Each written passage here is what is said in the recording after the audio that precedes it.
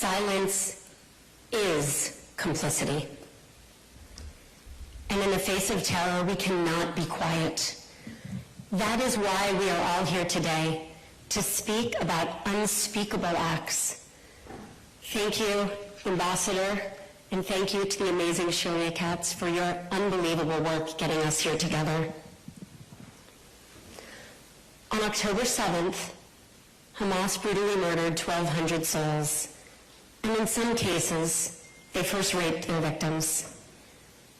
We know this from eyewitnesses. We know this from combat paramedics. We would know this from some victims if more had been allowed to live. Maybe then one would be standing beside me right here to state something that should not need to be stated. Rape should never be used as an act of war.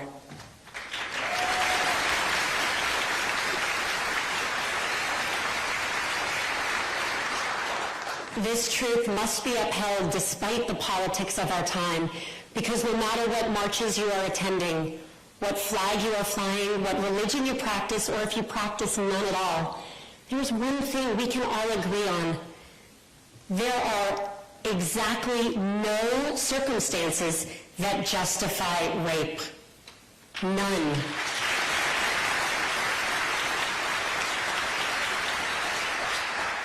Rape is targeted. Rape is terror. Rape is torture.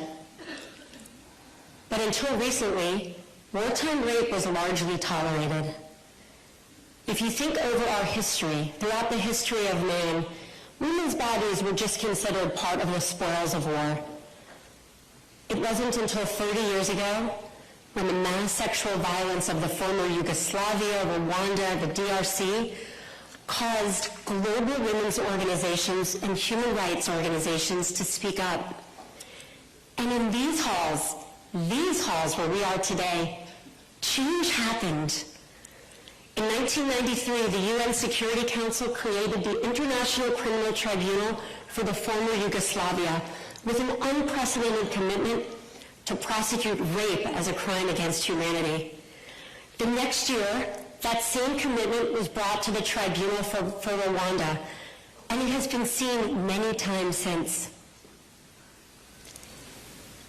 None of these efforts have done enough to prevent wartime rape, not even close, but real progress has been made. That is why this moment is so critical. We have come so far in establishing that rape is a crime against humanity. And we have come so far in believing survivors of sexual assault in so many situations. That's why the silence on these war crimes is dangerous. It threatens to undo decades of progress, to undo an entire movement. The world has to decide who to believe. Do we believe the Hamas spokesperson who said that rape is forbidden, therefore it couldn't have possibly happened on October 7th?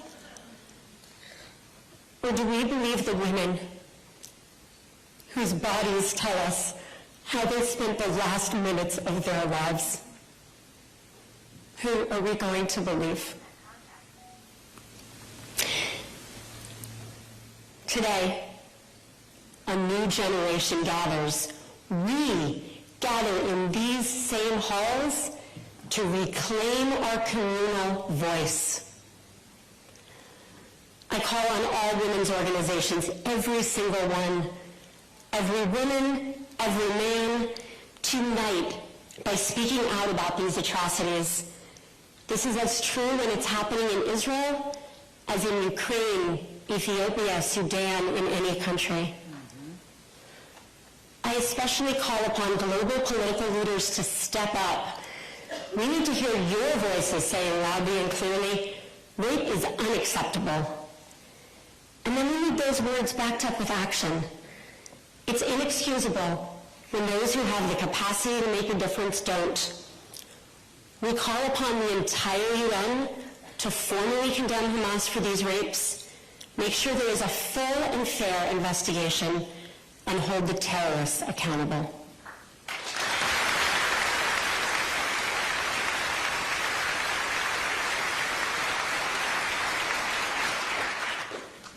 The ground we have gained in protecting women was hard-fought. It needs to be built upon, not lost. For over a decade, I've been urging women to lean in. Now I call on everyone to speak out. And if the world isn't listening to us, we're just going to have to speak louder.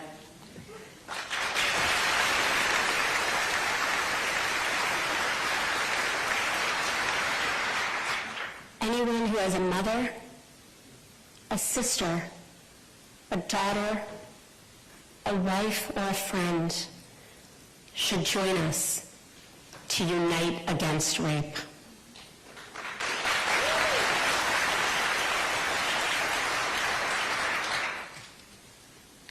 If we can't agree that rape is wrong, then we have accepted the unacceptable. Then the question will be not what is happening in the Middle East, but what is happening to our humanity.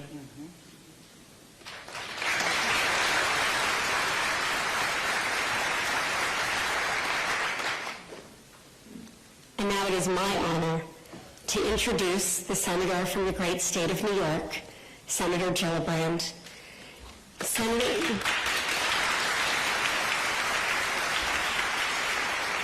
Senator Gillibrand has been a strong advocate for women her entire career. So when it came time to hold this event, it didn't surprise me that my friend and someone I admire so much continues to state unequivocally that any sexual violence against women is wrong, and changed her schedule with very short notice to be here and give that voice today. Thank you.